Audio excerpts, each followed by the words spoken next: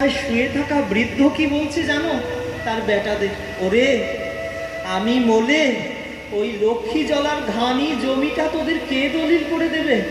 আমি থাকতে থাকতে দলিল করে নি। বিষয়ের মন বিষয়ের কথাই ভাবে, ভগবানের কথা ভাবতে পারে না। এমন ঢের প্রমাণ আছে গো। অনেক বয়স হয়েছে, মৃত্যুর ঘর থেকে ঘুরে এসেছে, তবুও একবার দিন আনতে হরিবল বলতে পারছে না। কেন জানো? অভ্যাস নাই যে। এটি ভেবো না যে আজ আমি যুবক, যুবা দশায়, আজ ভোগ বিলাসিতায় থাকি না, কাল মৃত্যু হলে তবে হরিনাম করব। কোনো দিন হবে না, লিখে নাও, কোনো দিন হবে না। যা অভ্যাস দিন থাকতে থাকতেই করতে হয়।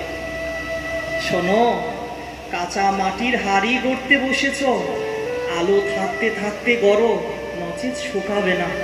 ওই মাটি কাঁচাই থেকে যাবে, সন্ধ্যাকালে সূর্যের তাও কমে যাবে, ওই মাটির হাড়িও আর শুকানো হবে না। যে জন যুবা দশায় বল থাকতে থাকতে ভগবত পথে রওনা দেয় না, তার কোনো দিন হয় না। হবে কেবল বাহিরে লোক দেখানো হবে, আন্তরিক ভাব হবে না। এত সহজ ভাগবত মার খেলা ভাবছ? কোনো দিন হবে না। ঠাকুর রামকৃষ্ণ এমনই জোর দিয়ে কথা বলতেন। এই বিষয়ী পুরুষ এত বিষয়, এত সম্পদ ভোগ করেছে, 100 বৎসর ঊর্ধ্বে বয়স, তবু ওই জমি দলিলের কথা ভাবছে। বলছে না, ওরে তোরা আমাকে একটু কীর্তন শোনা, প্রভুর নাম গুণগান গায়ন কর, কৃষ্ণ নাম দে, এ কথা একবারও বলছে না।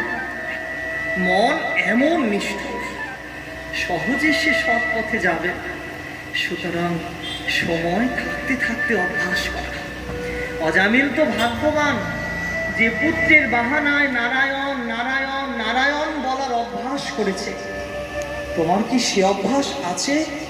যদি থাকে তুমি ধন্য, যদি না থাকে তো যাত্রা আরম্ভ করাই শ্রেয়, আরম্ভ করাই।